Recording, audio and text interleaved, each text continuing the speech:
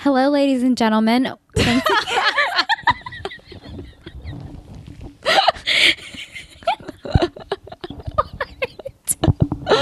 Oh my god, okay.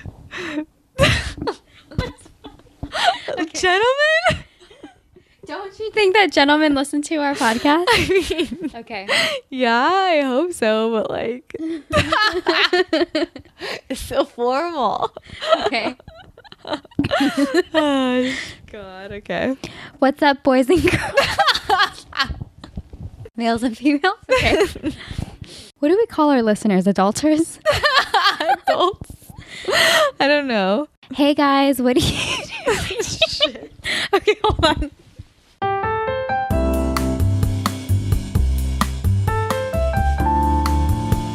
Hey guys, thanks again for joining us back here at Actually Adultish. I'm one of your hosts, Nina. And I'm your other host, Christina. It's a gloomy day here in Los Angeles. Gloomy day. Yes. Yeah. But whatever. So we had a late night last night because we were eating a lot of strawberries. It was so delicious. Yeah, it was really good. So yeah, thanks for joining us again. If you've subscribed and rated and reviewed on iTunes and Stitcher, then thank you so much. If you haven't, you should do that. If you want to support us, it would mean the world to us.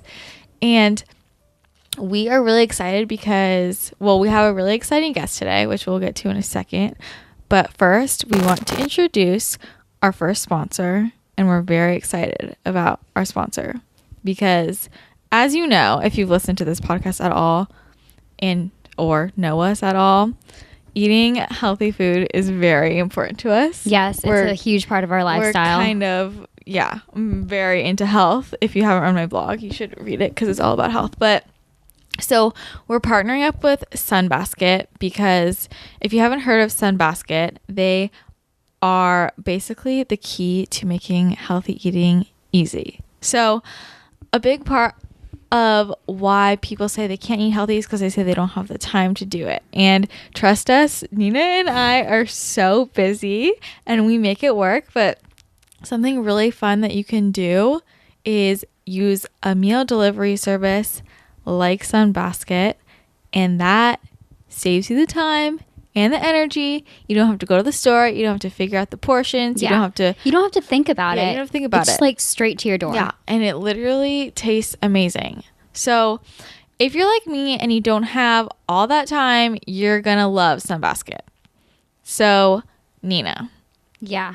Can we talk about the dish we made last night? Okay, so yesterday we made the chicken with semarogli lasagna sauce. And I don't know how you say that, but it's like restaurant quality. What is this it? Yeah. So it comes on like this little card and it has all the ingredients, all the portions, all the directions, all the calories, which doesn't matter because all of the ingredients are super fresh, super organic, whole foods only. I love it because they basically combine the ingredients for you. Yeah. Everything's pre-portioned out, so you don't have to figure all that out. Yeah, and it tastes amazing. Like I would never have thought to put those combination of ingredients together, and it just tastes amazing. Yeah, I know. So they're really good, healthy recipes, and the ingredients, they deliver it right to your door, right on your doorstep. You can make the meals super fast. Like last night took like 15-20 minutes, but they're all 30 minutes or less. Everything's already organic, non-GMO, and if you're worried about where it's sourced, they come from the best farms and the fishermen, and everything's just sustainably sourced. So that's one thing that you don't have to worry about. Yeah, because we're big on that. You need sustainably sourced like proteins like chicken and salmon and meat and stuff. So that is ideal. And also what I love is they have a bunch of different options. So Sunbasket has paleo options, gluten-free options, vegetarian, breakfast options, and they've been designed by an award-winning chef and they're nutritionist approved. And to me, that's like all those options are really important because as you know, I'm paleo and a lot of meal delivery services don't have paleo choices and Sunbasket has amazing ones. So I'm super down with that. So yeah, everything's pre-measured. The directions are super easy to follow and it's so good. So if you're interested in trying, then you should definitely go to sunbasket.com/actually today and you'll get 3 free meals with your first order. That's sunbasket.com/actually to get 3 healthy, easy to prepare meals. Sunbasket.com/actually.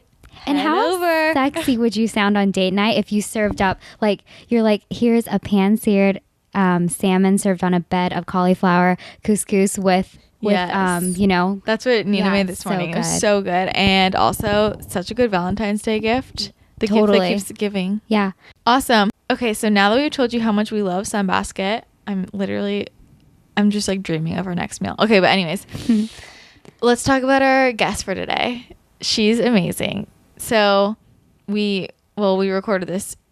We recorded the interview earlier, so we're adding in our intro, and we are talking to Nicole Cogan, who is the founder of NoBread.com. If you guys don't know about NoBread.com, you need to go to NoBread.com. Nicole is amazing and just a total badass entrepreneur, and NoBread.com is basically just like this huge resource of all the best places to eat, like how you can eat out gluten-free. So you can click on restaurants and it'll show you the gluten-free menu and exactly what you can eat in a ton of major cities. It's like, I mean, I use it mainly in LA since I live here. Yeah. And they have San Francisco, they have New York, she has DC, she has so many. They're gonna launch London. It's amazing. Yeah, she's going international, and I love it because it's accessible for everyone. I could take my family to all those restaurants that she's recommended because they're not just for the health freaks that we are. Yeah. They're for everyone. They're like normal restaurants. Yeah. So, and Nicole is just hilarious and great and smart and just inspiring, and I love her story. So we're super excited to have her on for today's episode, and let's get to the interview. Yay. Hey, Nicole. Hi. How are you? I'm good. Thank you for having me. Thank you for coming. We're so excited to talk to you. I know. We have so many very excited questions for you. Good.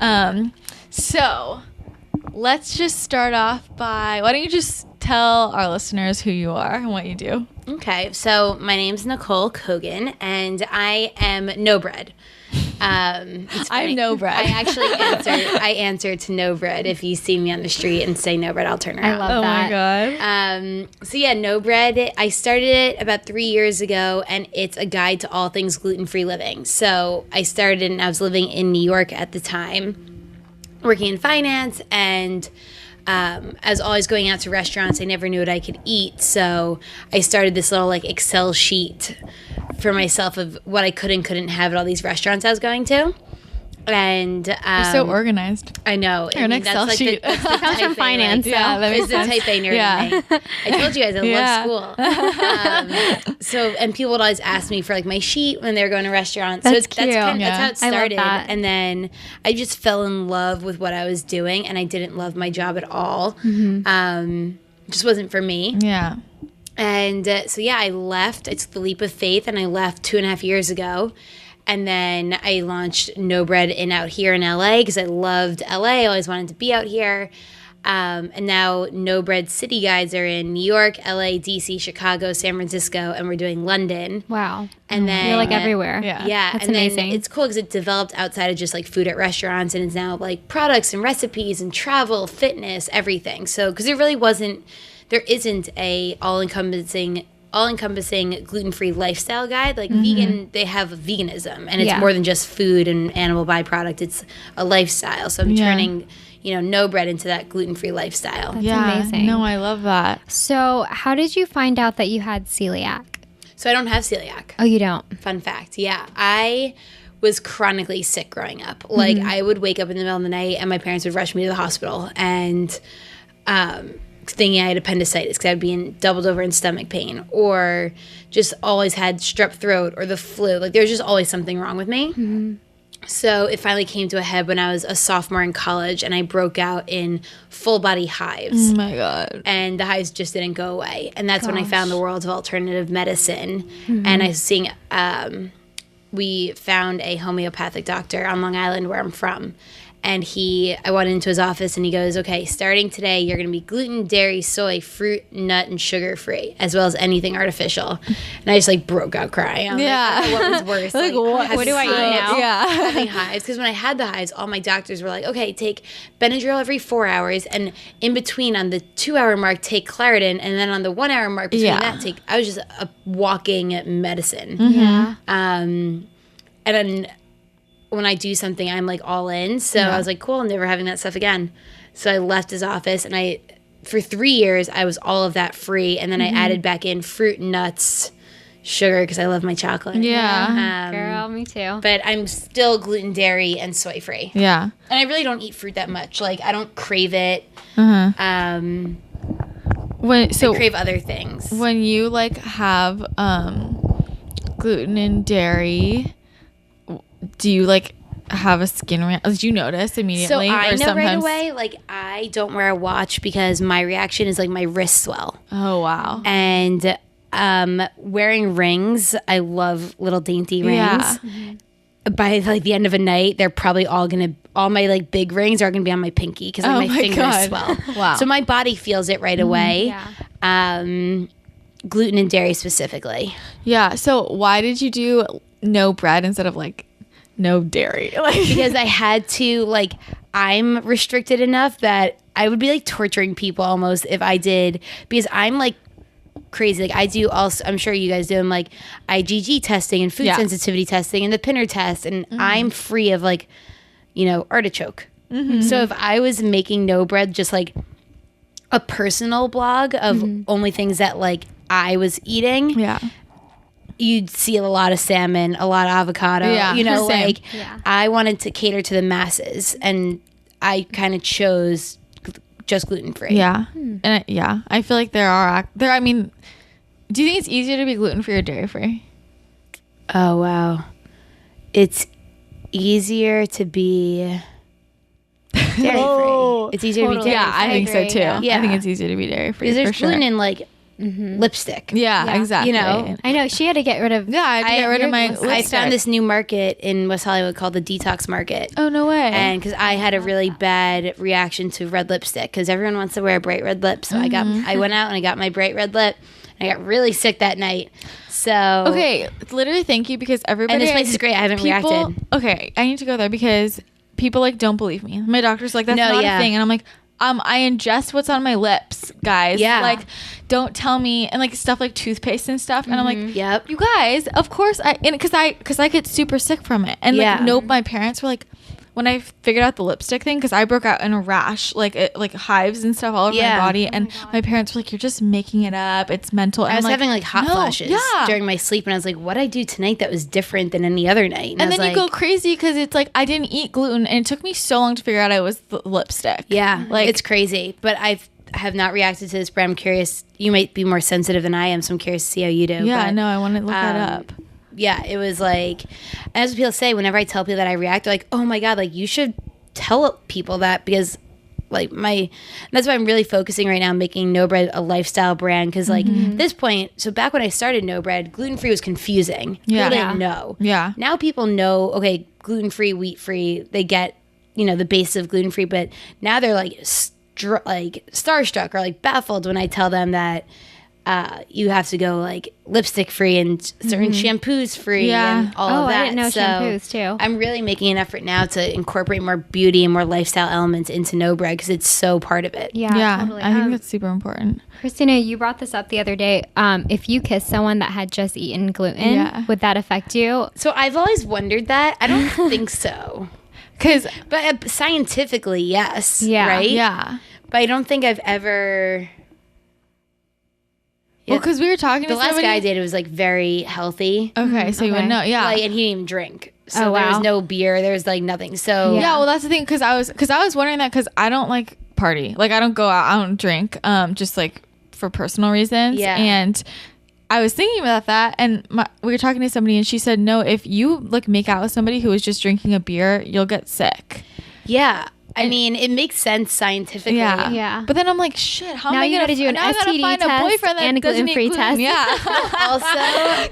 also, I think that in college, the guys you're going to like make out with are probably drinking a lot of beer. Like frat parties, whatever. Yeah, totally. Whereas I feel like nowadays, it's like the guys I'm going out with, it's like we order a vodka or a tequila. Like I rarely see a guy get a beer unless it's like a Sunday football game or something, like, so I think the drink pellet goes naturally gluten free. Yeah, I was gonna ask you like, what are the best gluten free alcohols for people? So Stoli gluten free is what I live on. Yeah, you always talk about that. Yeah. So what's cool, and this is what I really love about No Bread, is that I'm not featuring like that brand you find in a wellness store or on the super healthy aisle of Whole Foods. I'm featuring and working with these brands that are like the brands we grew up on, who have recognized the importance of gluten-free and are now going gluten-free. So Cheerios, for example, has now gone gluten-free. I was just going to mention that, And Stoli is a wheat-based alcohol based out of Russia, and they saw the need for gluten-free, and now they've made a Stoli alcohol that is gluten-free. So if you go to a bar and you say, can I have Stoli? You're going to get the wheat-based one. Yeah. If you go to the bar and say Stoli gluten-free, that's when they give you the gluten-free one. And it's made out of corn and buckwheat. Okay. Okay. And it's cool because the buckwheat, so it's 80% corn and 20% buckwheat. And the buckwheat is what gives it like a nice smooth taste. Whereas other gluten-free alcohols are 100% potato or 100% corn. Yeah. And it's like a very sharp taste. So they've like put their thought and research and everything into it. So I love any chance I can, like I always have a Stoli mini on me. I love tequila. I don't drink wine. People are always like, wait, does wine have gluten in it? And the answer is no, but like the preservatives, just my stomach doesn't do well with it. Yeah. Red wine and white wine, not for me. Yeah, that's pretty much it. Okay, cool. I don't really drink cider. Yeah.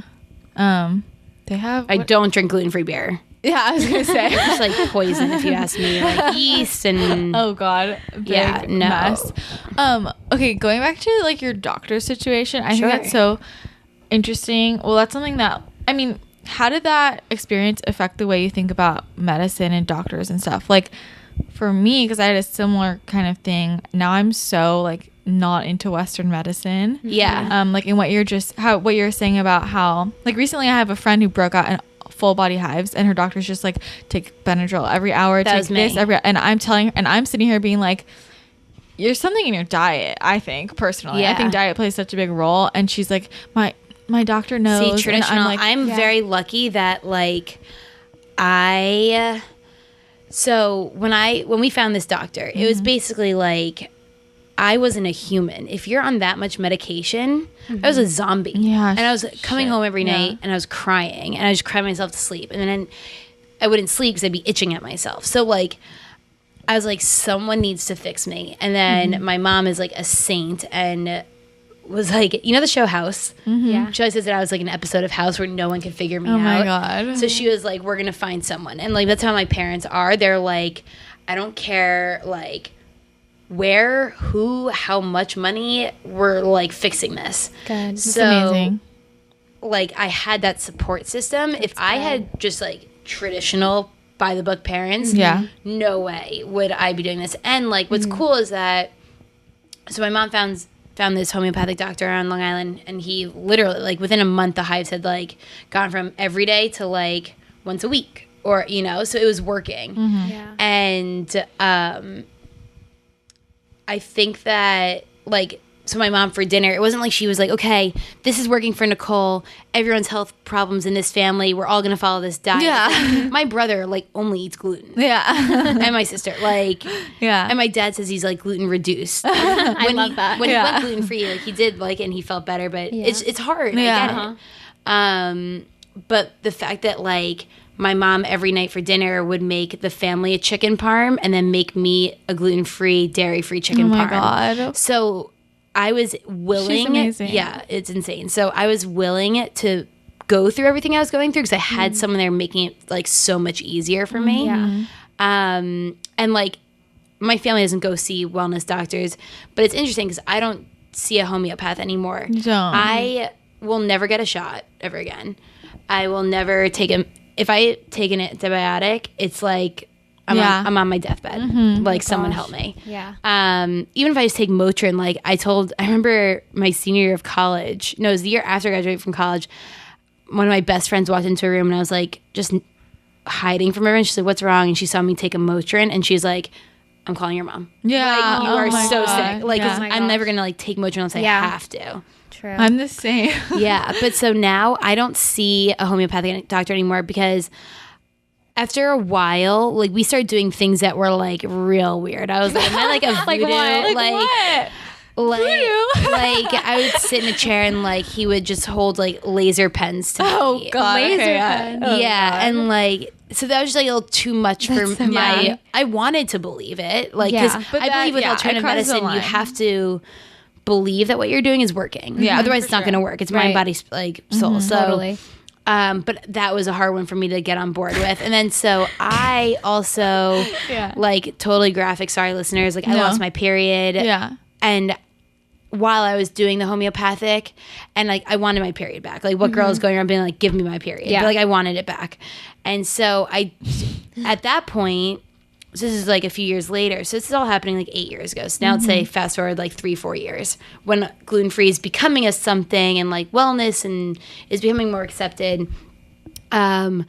I was finding that there were these doctors out there who were also seeing the importance of an alternative or wellness lifestyle. So, and like they were preaching wellness and preaching like homeopathic things that I was doing with my doctor, but they had an MD. And so they were able to like, prescribe different supplements and things like that. So now when I look for doctors, I do look for someone who has a degree of some sort, but sees my world and like gets it. Yeah. And then that opened me up into I found a doctor in the town where I grew up, and she opened me up to the world of vitamin drips. And she said to me, she's like, you're malnourished. I was like, well, it's impossible because I eat like a bowl of broccoli for dinner and like Your chicken. gut is leaky, man. And like I have like a chicken for lunch and like a bowl of broccoli for dinner. Yeah. And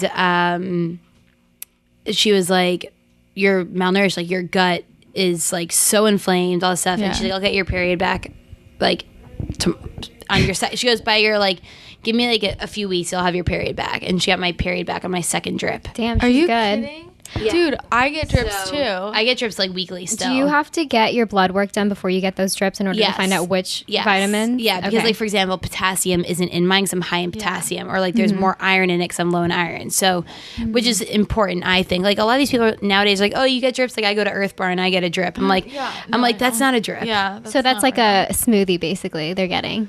Like I get. They're getting a quick fix of vitamin B or something. Oh, you know, okay. like So people don't know what because they're everyone's getting. always like, I want to get your drips. And like, well, you have to go get a blood test. You have to get your drips chemically tailored to your body, and like, it's a process. It's not like everyone's like, I want to go to your doctor. I'm like, well, do you have like a couple grand you're gonna throw down to like just because you want more energy? Yeah. Then go to Earth Bar if you just want like a quote drip. Yeah.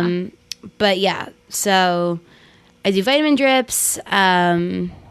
Yeah. That's my world of medicine. when you first started to eliminate those things from your diet, were you in college at the time? Yeah, so it was crazy the timing. It happened at the end of my sophomore year.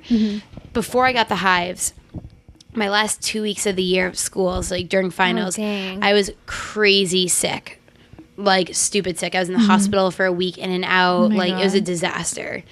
And I went home, and like 3 days later, like I'm like feeling better. School's over. Like a week or two later, I like broke out in my first hive, because basically I think that sickness was the one, like my doctor always said, like every body has a threshold, and that was the one that like broke your threshold. Yeah. So that's when I broke, and so I had the whole summer to get better. Okay. So I went into like a hermit mode. Like no one saw me, no one heard from me. I didn't want anyone to know what was going on. I went to my internship from 9 to 5 every day. I went right home. My mom cooked me like 3 meals a day. The meals I had when I was at the office were like, I think it was like a carrot cucumber roll or something. Like it would just be like bland. Yeah. Or I had never been an egg eater, and that like opened me up into the world of omelets. So I was getting like an omelet or something. But yeah, so that the timing worked out. So I wasn't gonna go back to school, but by the time August rolled around, I had been like 2.5 months in on this, and I had been seeing my doctor for like 2 months, so everything was like coming back together. Yeah. And I was able to go to school, but like I was a hermit that first 6 months of school too. I didn't really go out. I also obviously lost a ton of weight over the summer, and because I didn't tell people what was going on with me, because I didn't want anyone to know. Like my like close friends knew, but there's rumors being like, oh, she's anorexic, is she bulimic? Like, were you in a sorority? I was, yeah. Okay, so then everyone's like close knit and like watching you. Basically. Oh yeah, and just like I'm a very also like you're saying you don't love partying. Like I like to party a little too much. So like if it's weird if I stay in. Yeah. Very weird. So like I went from being out all the time, like party girl, to like nope, going to bed at 9. Yeah. And now like, and that's what I'm struggling with now. Like I'm like overly social. I love to be social. My body hates me for loving to be social. Like even if I just go to a friend's house tonight to watch something and I'm home at 11, like my body wishes it was asleep by 9. Because also by then you're probably hungry for a little late night snack or, you know, like, so I have this constant struggle with like loving to go out and needing to stay in. Yeah. But yes, when I went back to school, I was like, I had lost like probably 10, 15 pounds and I'm already small. Yeah. So yeah, it was tough because then I had to also, I had never cooked myself a meal ever in my life. And like before I went back to school, I learned how to make the turkey burgers my mom was making me and learned how to make the chicken pesto. My mom would literally send me up in a freeze pack, the pesto sauce, dairy-free pesto sauce. Oh my God. So I would have like my 2-month supply. And I would like ration it, and then she would send me up turkey meatballs in a freeze pack, and I would just like have to defrost them and microwave them. She's like the best mom ever. Yeah. Like, this is if so I weird called her like crying, she would be up. Like I went to Cornell, and that's like 4 hours from where I grew up, 4.5. If I called her, and I would be like, I would be like crying, like I don't feel well today, and like 4.5 later, she'd be in my dorm. Oh my God. She's literally the same. Yeah. Oh my God, that's amazing. She must have made it easier for you during that summer when you were. And that's why like I love going home. Like even if I need to get out of LA for a bit, like I go home because I want to have like home cooked meals and just like family time. Yeah. What are the differences between like LA people and like New York people? Like, oh my God. Like for instance, when you're at a difference. dinner, like what are the conversations that like or here just it's, like the culture. Yeah. Yeah. I mean, it's when I'm in New York every day, I'm asked like, oh wait, you do, so that no bread thing is like full time. So like you make money. Like baffled. Oh yeah. Baffled. Because it's normal here. Yeah. Like to be like it's an entrepreneur. so normal here. Yeah. And that's what really drew me to here was that like, you know, my Wednesday and Sunday can be the same. I might work all day on a Sunday, but just chill on a Wednesday.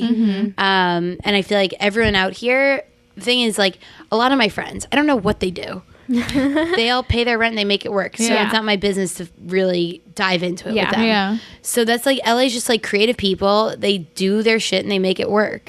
So that's what really draws me to out here. And it's funny because the guy that I was dating back in New York, he came out to LA and I was telling him literally the story about how like it's so nice. Like no one asked me if I make money, how much money I make. Like no one cares. Yeah. And then we ran into a girl I went to college with, and she was like literally the exact thing. This is like 5 minutes after I told him this, and she was like, "So you out here doing no bread?" And I was like, "Yeah." And she's like, "So it like makes money." So and exhibit A.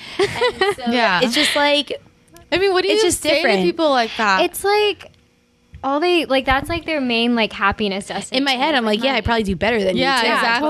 Like I'm like, yeah. It's not. How do you I'm not answer the kind that? of person that has to like prove people. Yeah. Like if people want to think I make $0 and I'm just like traveling the world and doing nothing, like Fine.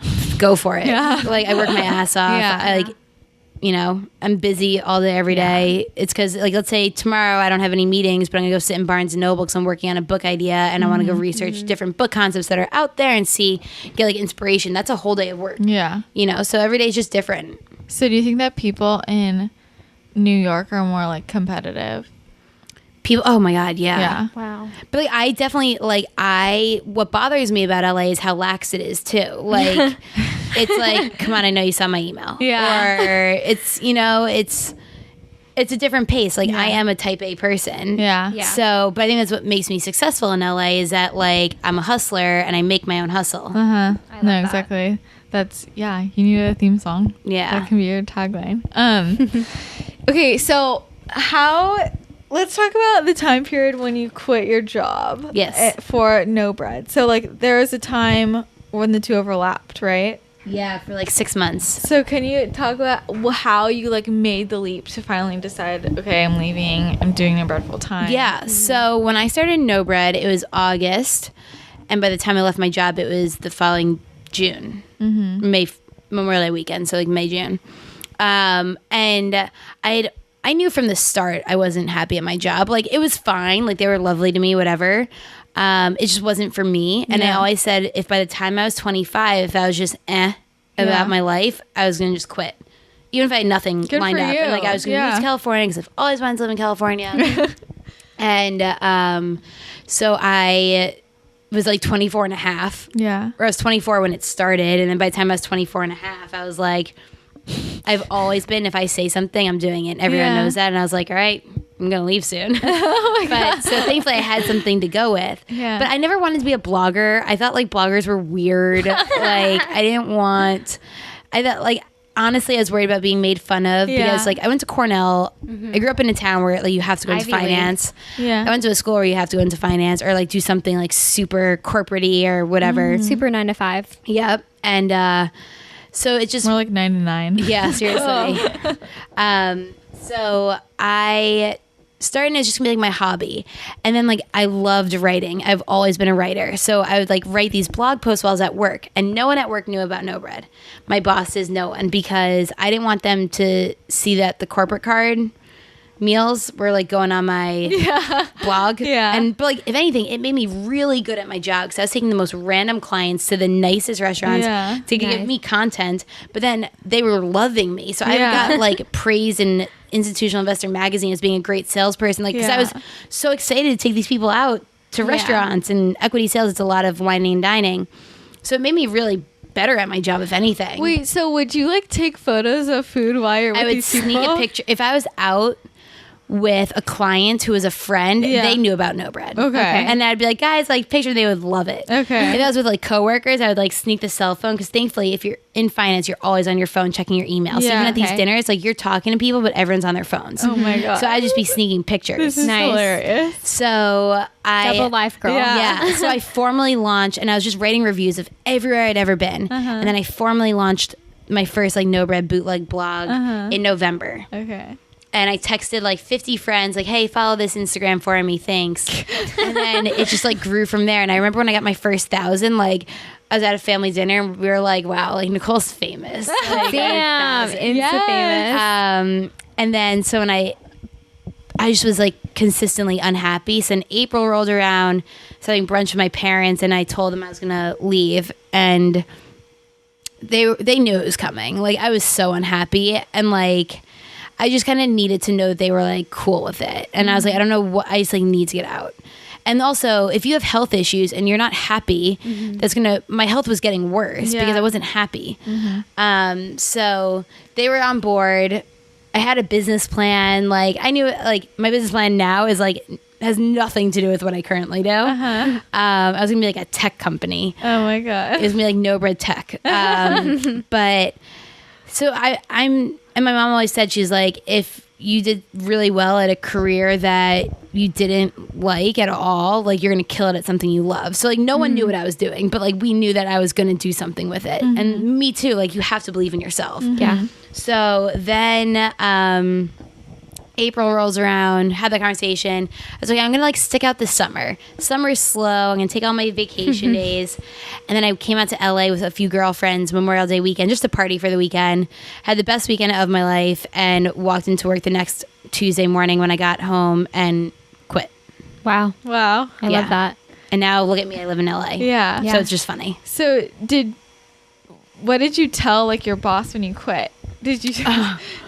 So like the head boss, I didn't say anything. I was just like, I've been unhappy, because I was vocal about being unhappy. Oh, okay. Like they knew over the course of a few years. Like one of the managing directors on my desk was like, this guy who I love to death was like, Nicole, the team and like everyone your age, like they get in at like 6, and you kind of been coming in around like 6:45. And I just like looked at him and I was like, yeah, because I hate it. And I was like, yeah. And he just like froze. Oh my God. He was not expecting that. Was his way of being like, come in at 6. And I was like, yeah, okay.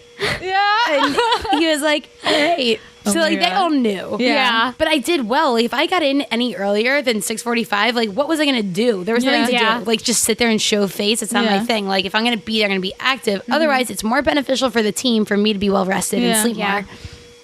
So, the guy who I directly reported to he was my he was like, wow, because he had no idea nobody existed. He has like 4,700 followers. He's like, so cool, I'm gonna be 4,701. So he thought it was cool. The group consensus on my team was like, good for you, get out of here while you can, like you're young. My head boss, he and I have never spoken again, so I don't think after that stare down. Yeah, I don't think he has anything like good to say about me, so whatever. No, whatever. Do you ever talk to the people who? Yeah, so one of my best friends on the entire planet is the guy that I sat next to for 3 years. Because if you sit next to someone for 3 years, from 6 a.m. to 6 p.m. and sometimes going out after, like you become close. Yeah. So this guy, his name's Aaron. When I go back to New York, I still make a point to see him every time. Like we did everything together. And one of my best girlfriends I met, she was sitting next to me, and she only worked for like a year and a half. Then she left and went into advertising. But she's to this day one of my best girlfriends. So it was nothing against the people. It's just like I didn't like it. Yeah. No, that's so good that you got out. Like, yeah, I mean, everyone would be like, just go travel, go do you. And now, like, I think they all thought I was going to do this for like a month and then I was going to go work for a competitor or something. But I think now that like they're like shocked. It's funny. Yeah, I love that. It's such a good like. I know. Yeah. Can you take us through like a day of like reviewing like a restaurant? Like, do they bring out the whole menu? Yeah, so I actually don't even really do the restaurant reviews anymore. I'll do a restaurant review if like I have a girlfriend who I want to take out to lunch and I look up where I can go review and then I do the review. But I'm lucky I have teams in every city. There's usually like 3 to 4 people per team and they all do the reviews. But we're not greedy at all. We say like if it's a lunch, it's going to be, or a dinner, it's probably going to be like 2 apps, 2 mains, a side, and a dessert. You know, like, which is how much the restaurant should want to have featured. Exactly. Yeah. So we, some people order the whole menu. Some people just order food porn. I order the stuff that I'm going to eat, as do the girls on my team. So, if it's a place that's known for gluten-free burgers, I'm like, even if you guys don't eat burgers, if you're a vegan, like, cool, just get the vegan salad, but bring a friend who's going to order the burger. Yeah. Okay. And same thing with, like, cheese, because, like, I don't eat cheese, but I'll order stuff with cheese because someone else can eat it. Yeah. But, yeah, no, it's a very cool process. You go in, the restaurant knows that you're coming. It's not like you can tell them on the spot. It's set up usually by the PR team, and we feature what they want to have featured or what we want to eat, and you know, do the review. That's so cool. So at the beginning, like when you were first getting started, was it awkward to like, what did you say to company, like, so to when I first started in New York doing this, nowadays if you have like a small following, you can get a free meal.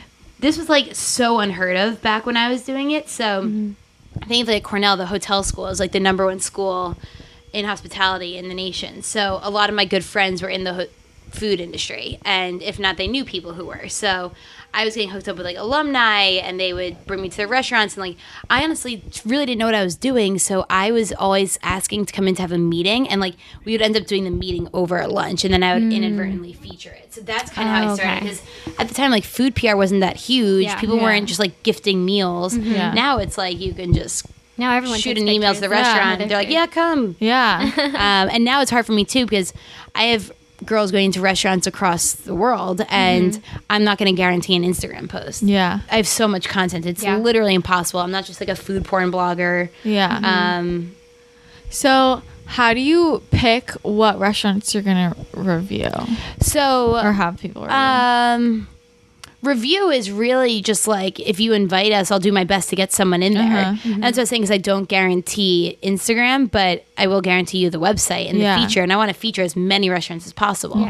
So a lot of times, like, we'll want to go to an Asian restaurant, and they'll be like, oh no, we don't really have much gluten-free, just like a couple things. I'm like, no, have us in and let me feature those couple things, because if I'm going there, and so you're basically saying like, we don't even want you to come in and be able to get those couple things as like a social diner. So like, I'm like, you're my target. Like, you're who I want to feature. The restaurant that's 100% gluten free, like, they don't need me. That's why it's so helpful. Like, press, but like, I'm not like helping anyone. It's I'm more just telling them what I way. liked when I was there. It's helpful if I go to Pono Burger and get the gluten free bun, or Sushi Roku and get the gluten free tamari. So. Have you ever had like a bad restaurant experience that just like turned you off, and then you're like, I don't want to review you? Yeah, and what we do is we'll like post them on the website. We definitely won't Instagram them. We'll let them know what was bad about the experience. But it's our review, because my thing too is I'm not gonna like shit on anyone. It's very much like this, because we're a guide. This is what you can have, this is what you can't have, this is how you can have this. So we'll just make it super factual. Whereas like if I'm eating at a restaurant like Wolf or something, I'm like, this was incredible, you must order this. Whereas if I don't like the restaurant, it's like, we ordered X, Y, and Z. Next time we go, this is also gluten-free, maybe we'll check it out. Yeah. Wait, so can you like you don't have to say any specific places, but like, does anything stand out, something bad that happened, or like, is it just like the food's not good, or? There's this chain restaurant in New York called Potato Pia. I don't even know if it still exists. It's a horrible but I name. loved the concept of it. I was excited for it. It's like you pick your potato base. You either pick like a sweet potato, sweet potato fries, French fries, then like a salad bar. You order your toppings. Oh, that's interesting. Amazing concept. Loved it. They knew not one thing about gluten, and it's a potato restaurant. And then like they were like, we want you to come because the potato bases are gluten free, but none of the proteins and toppings were gluten. They were all like soy infused. It was just like, it took us like 45 minutes to even get our potato. It was a nightmare. And I took my dad to that meal, and he was like, I was like, because I love like treating my parents when I can. And I was like so excited. I was like, he loves potatoes. Like, he's gonna be so him. And like, it was just a nightmare. Oh my God. I don't think they still exist. Have you ever like gotten glutened at a restaurant? Like they told you it was gluten free and it wasn't? Yeah. Oh my God. What food was it? There was this place here in LA, and their veggie burger. And when they told me the veggie burger was gluten free, because there's a get no bun, and they said the gluten free, and I was like, oh, it's interesting, because veggie burgers are like, not often are they gluten free unless this is like a wellness restaurant, and this is not. It was like a pub, and then I was skeptical, so I only had like a bite or two because I had like enough food in front of me of other things I liked. And then I got home, I look at my phone, I had like 3 voicemails, 5 texts, 10 emails, and it was them being like, oh my God, it has gluten. They were like freaking out, and they felt so bad. And it was I had lunch with the PR girl, and the PR girl felt so bad. She was like, I'm just like making sure you're not going into like anaphylactic shock and like you're okay. I was like, no, I'm okay, but like I'm not happy with you. And we had another one recently in LA, and like I just won't feature them. Okay. Yeah, that makes sense. So then if you make a girl on my team sick, we're not helping you. Hell no. So how do you pick the people who are on your team? Like, what do you look for in a person? Photography skills. Okay, yeah. You have to have a professional camera. You have to like be like a lot of times girls will like reach out and want to contribute to No Bread, and then they'll be like, and look at these pictures I took, and I'll look at their feed, and I'll look at mine, and I'll be like, well, what about your feed makes you think you can So you have to, the pictures are hard. Like, you have to be eager, just because like I'm not paying you to be a contributor, so you have to just like really love food and want to be doing this for just like the experience of it all. And if you're gonna be sitting there being like, oh, sorry, it took me 2 weeks to write the review because it wasn't like a paid thing, like I'm taking my time. No, it's like if you write the review, I still want it within 1 week, like a normal freelancing type gig. So eager, enthusiastic, and great pictures. Do you have any food taking picture tips? Natural daylight. Natural daylight. Only take pictures in daylight, and like even like right now this room has day lit, but go by the window. Okay. This is literally, our apartment is horrendous. I have such a bad issue. So I'm just like, I don't even care. But thankfully, no, but I go outside all the time. I just like people are like looking at me like I'm crazy, but no, you'll never see them again. So she takes pictures, and we just like wait. It's like routine. Do people like give you looks when you're at the restaurant and like? At this point, I feel like they assume that I'm there for a reason. Like if you see it, because I don't like to go at night either, because A, my pictures aren't good. B, you're interrupting people with your flash. You're getting more people to look at you.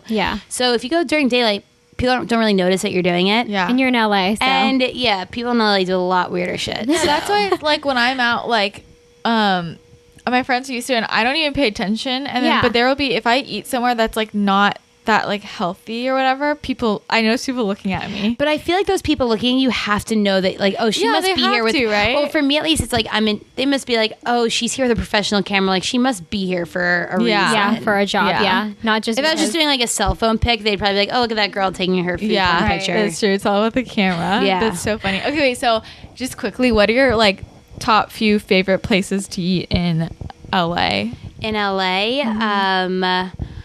Let's see, Goldie's. That kale salad, and what? it's on 3rd Street. They have this bomb kale salad. I eat I there never all heard the of that time. either. Yeah. I love Petty Cash. I love Gracias Madre. Yes. I love Rose Cafe in Venice. I still need to go there. I love Zinc. Okay. I love Zinc too. So good. Do you like the one in West Hollywood or Venice? Venice. Okay, I haven't been to that one. I've only been to the one in West Hollywood. West Hollywood's like kind of a scene. Venice is super chill. Okay. What else do I love? Yeah. What do you like at Rose? Like, what's The kale salad with salmon. Okay, yeah. Okay, so when you go to Goldie's, they're Brussels sprouts. You have to ask for them to be gluten free, but they're like crack. Okay. And then for brunch, they do those Brussels sprouts with two fried eggs on top. It's insane. Oh my god! Yeah. Okay, wait. Now Make you're sure saying they're this- gluten-free. Now you're saying this. I remember seeing this on your feed and then Yes. looking it up, and I was like, I don't think that it'll be gluten and dairy free. Like I remember thinking that. Yeah, and their kale salad's like one of the best kale salads in all of LA. Okay. It's like kale with like seeds and stuff. we need It's to. really good. Can we go there? Yeah. And it's funny because this is like as non-sponsored as you can get. Yeah. because Yeah. They've never had me in. Oh my god, that's so funny. Interesting. So that's like a genuine. Yeah, that's so great. What about New York? New York, I love. Well, now By Chloe's in LA too, but I love By Chloe. I love Chalk We My love By Kitchen. Chloe. It's so good. Have you been? Okay. No, but I'm going to New York at the end of April, so Go I to need Chalk to know My where Kitchen. to go. Okay. Yeah. I love like Butcher's Daughter, which is also now in LA. Do you like the one in LA I'm or a cafe New York girl, so better? like New York for Okay. Butcher's. Yeah. Ruby's is my go-to little cafe when I'm in New York. They have gluten-free fried chicken sandwiches, gluten-free burgers. Yum.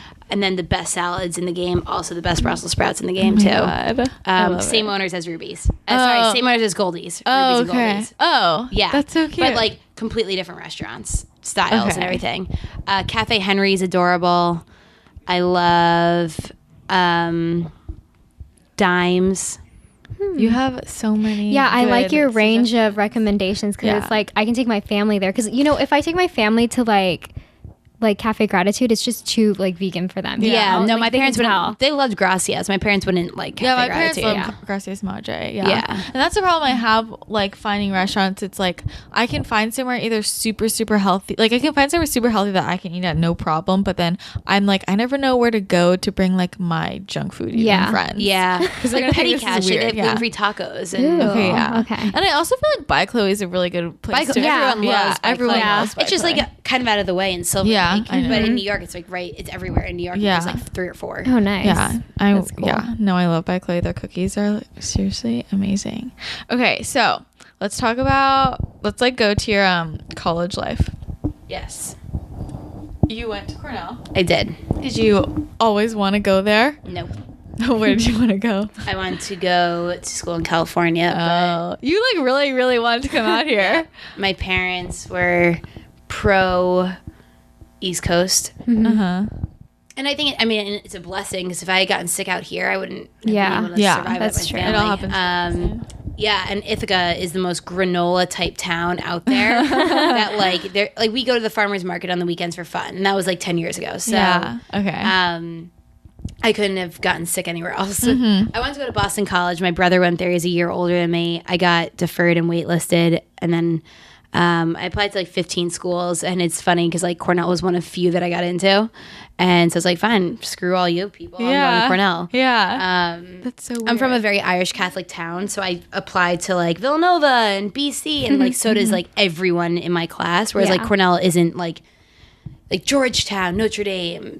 Cornell isn't an Irish Catholic school, so I knew my chances were better Yeah. for there. Yeah. Did you stick with the major that you initially went into in No, I freshman was year? arts and sciences. I was like, I'm not going to be in finance. I'm not doing because I knew forever. Yeah. It's funny. You should always just do what you know you're going to do. Like I knew when I was 12, I was going to live in LA, and I knew I was never going to be in finance. But like, I was in arts and sciences, and I had to take like Spanish and English and math, and like they were hard. Yeah. And it was just like being in high school, like Yeah. a really, really hard high school. And like I took like a marketing class and I did really well in it. And I did like an accounting class and I did really well in it. So I was like, I think I'm supposed to go into that school. Yeah. I did. And then I ended up like teaching. I was a head TA of accounting.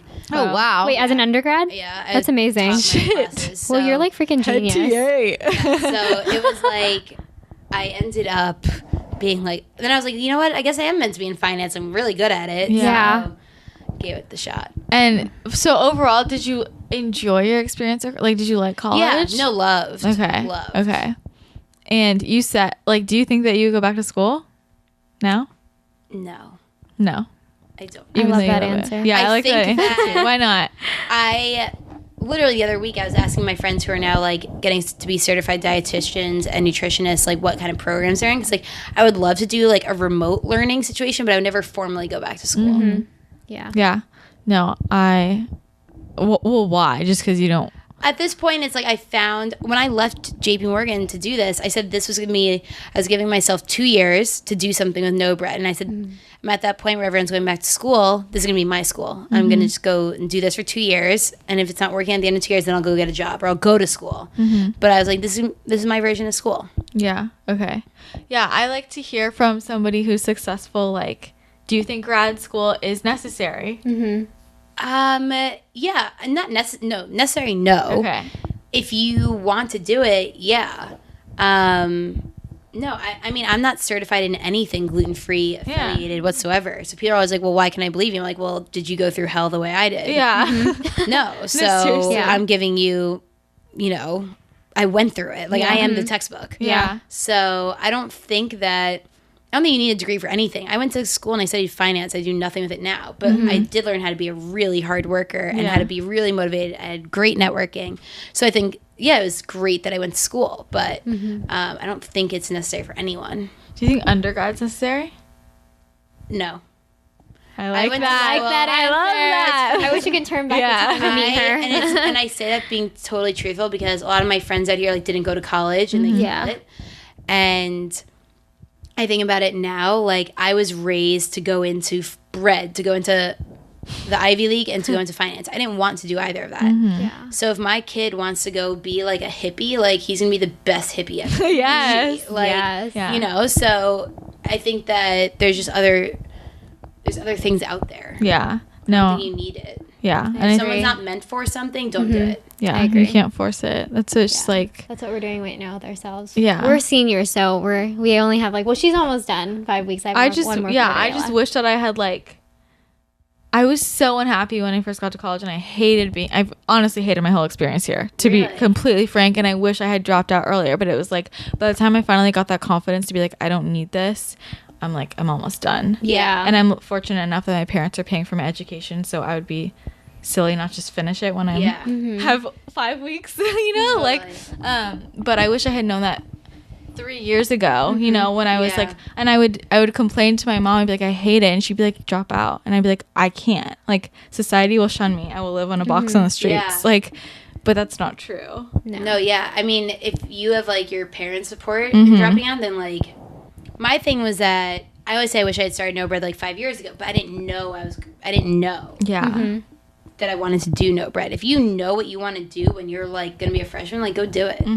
No, I love that. I agree. Yeah, and I feel like I remember when I found your website and there was nothing else out. I didn't know what the hell. I was like, what is gluten? Yeah, how did you guys find No Bread? I was just desperate. I had all these things that I couldn't eat anymore. I got super sick, and they were like, hey, no gluten, no dairy. So I'm like, hey, no gluten, no dairy. And I have always been a foodie. I love to eat out. And I'm like, what the hell am I going to do at this point? I hated school so much that every single weekend I would leave campus. My mom would come down and visit me, or I would go, or my boyfriend would come visit me from Arizona, or I would go visit him. So I was never here. So I ate out a lot. And I was like, shit, where can I eat if I have, if I can't eat gluten and dairy? And then also they're adding other things. But gluten was the one I was most worried about. And I always felt like an outsider because I'm I didn't want to feel like an outsider because all my friends are going out to eat. And I didn't want to be the one who's I can't eat here. Totally. Yeah. And that's why, and then so I just was Googling and I found you. And then I was found your Instagram, and there was less restaurants. It was more New York. Yeah. And I was so excited that there was LA stuff, but it was still there wasn't as many LA places. This was 2 years ago. Yeah.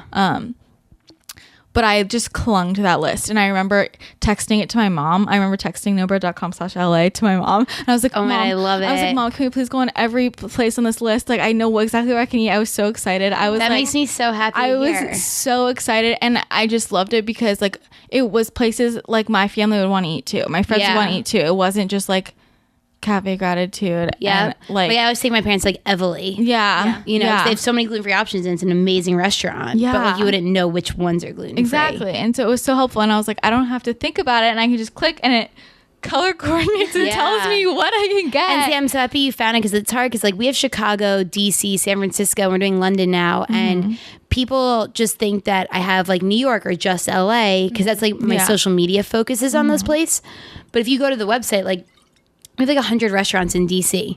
Wow. And like 50 plus in San Francisco and Chicago. Yeah. And, you know, so like everyone's always like, oh, what's like the moneymaker of No Bread, the most valuable part? I'm like, well, the moneymaker is the brand partnerships that mainly live on social media. But my website to me is like incredibly valuable. If you have a gluten allergy, like you have to go to it. You need to know. Yeah, no. And then I felt like I had LA figured out because of your website. And then I like stopped going home to the Bay Area because I was like, I can't eat anywhere here. And then you guys added San Francisco, and I was like, thank God, because literally the only place my family eats in San Francisco is Bodine. And I'm like, there has to be some other normal restaurants where I can eat in San Francisco.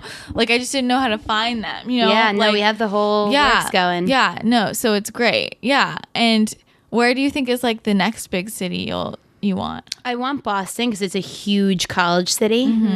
I'm really pumped about London because I want to just get our international presence out there. And then I think Boston, but then also like Austin, Denver, Philly, like a lot of these, I get emails from people all the time asking if they can bring No Bread to their cities. And I'm just trying to find a way that I can like mass get No Bread out there. Yeah. Where do you think is the easiest place to eat gluten-free? In like LA? City. Like city. Oh, city? Like, do you find some areas are more...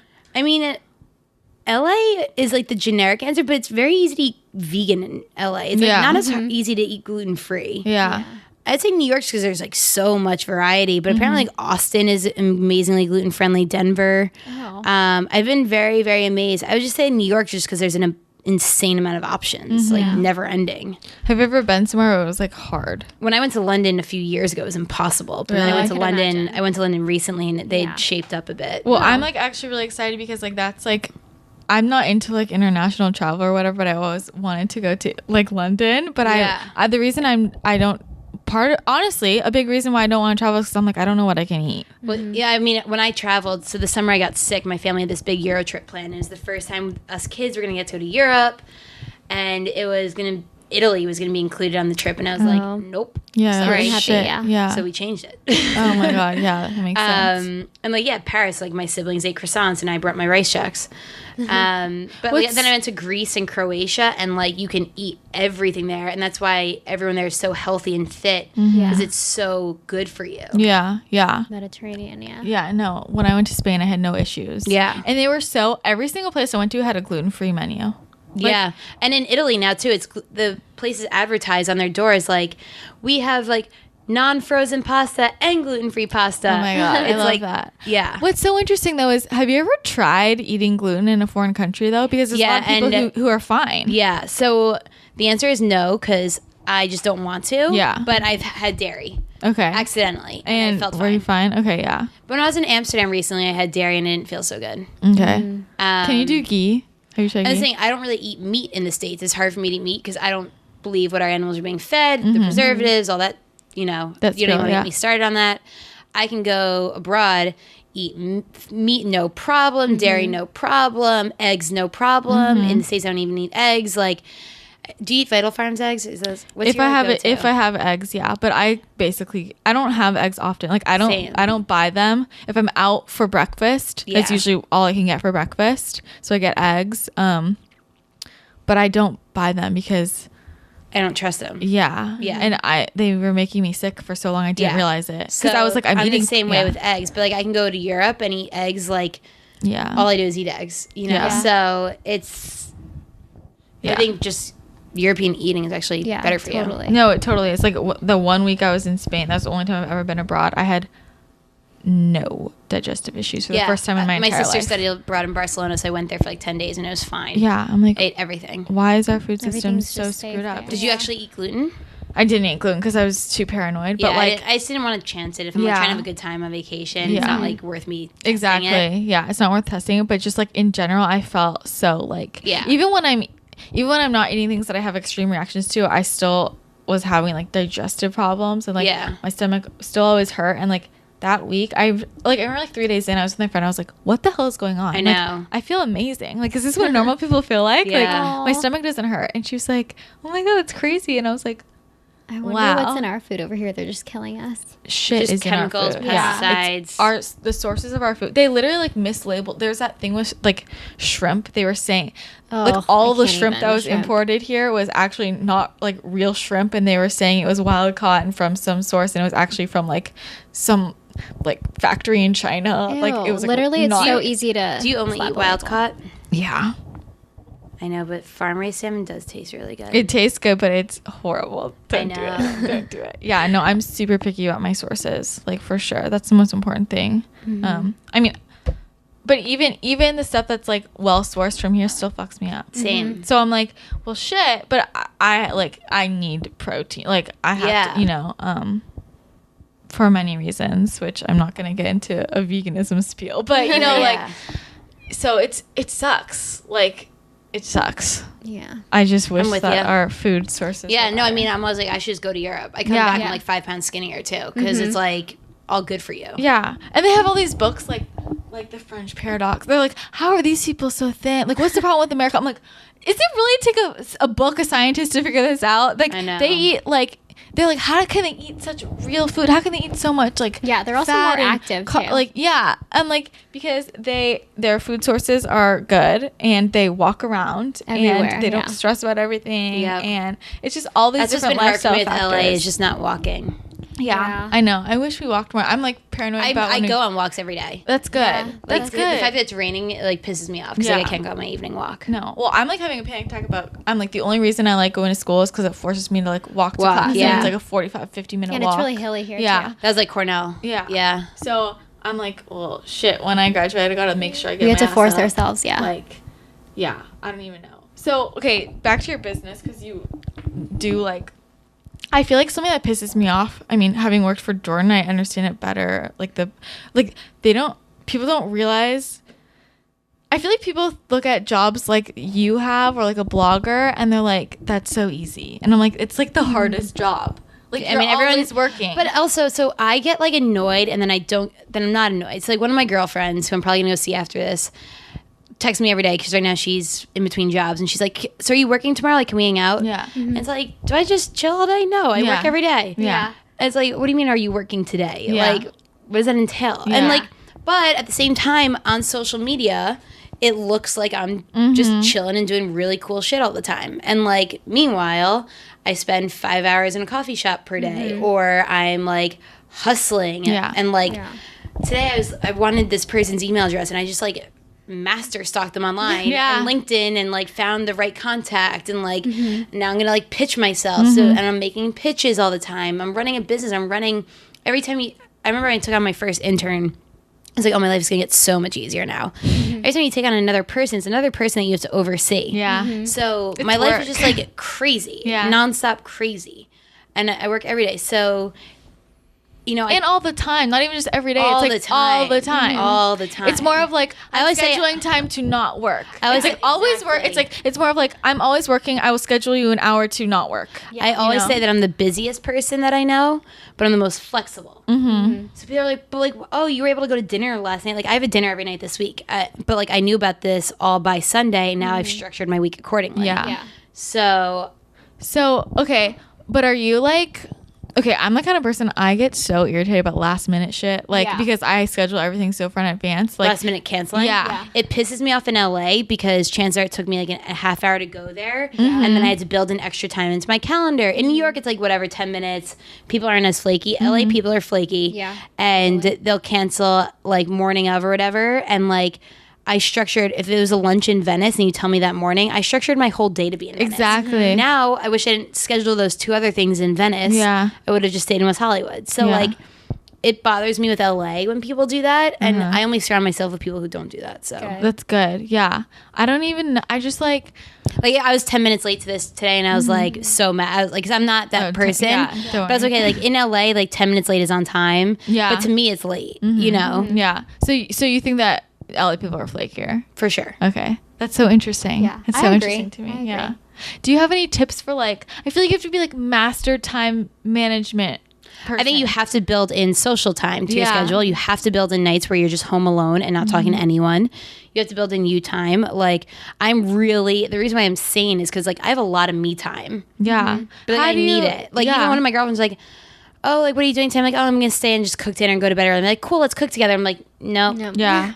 Cooking dinner at 7, going to bed at 9, not talking to anyone, like doing email. You know, like I need me time and I don't care. That's so you need, like good. Recharging. Yeah. Totally. You have to do that. That's my biggest tip. Like, and so always my dad would say when I first started working, because I was working every single day, like hustling. Yeah. It's just like, you know, when I first started No Bread 2.5 years ago at this point, when I left my job, and he was like, Saturdays and Sundays, Nicole, like stop, just shut off. Yeah. And so like, I do. I like play. Yeah. That's so good. So I do, like inevitably do like, if I'm in my apartment, do like, you know, an hour or two of stuff here and there. But for the most part, I'm just like, doing me, being social. So that's so important. I need that. Yeah. I feel like that's the hardest part. And also like how you're able to say like no to your friend. Like I don't really get FOMO. Yeah, that's good. I get annoyed when my friends who know that my friends who know me so well and know that I'm so busy will be like, why can't you come? Like, why aren't you drinking tonight? Guilt you.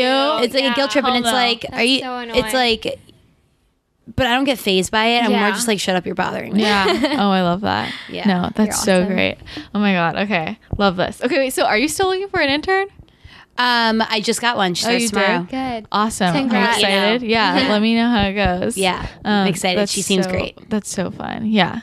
But hard work. So she'll get to see the real life of No Bread. Yeah. She's very excited, and that's what I want. So. Yeah. Wait, what did you say earlier? I was thinking of an intro for you earlier, and I was like, breadless Cogan.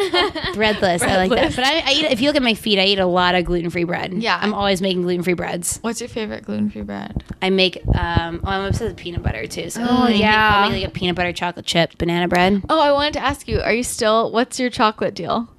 Oh, like, I haven't touched chocolate. You haven't? I cheated once last week. Okay. Did you feel bad, or in general, I think my body's just so fucked up right now that I need to like get it to a good state, and then I'll know. You need a baseline. Yeah, for sure. And also for anybody who doesn't know, Nicole has a ton of really good recipes on her So the website nobread.com, and we have recipes, travel, product, all different cities, and then our Instagram is @nobread, and that's where you see kind of like my life and my craziness as No Bread. Yes. And okay, what's your favorite recipe that you've posted? Or it could be a few. I mean, I'm the go-to banana pancake girl. Like like 1 banana, 2 eggs. That's that's my classic. Okay. Love it. Cool. Awesome. Yeah. So definitely follow Nicole and go to her website. Yeah. And thanks, guys. Thanks so much for being on our podcast. This was amazing. Yeah. Love talking to you. All right. Bye. Thanks, guys, for listening. Stay off the gluten. Bye.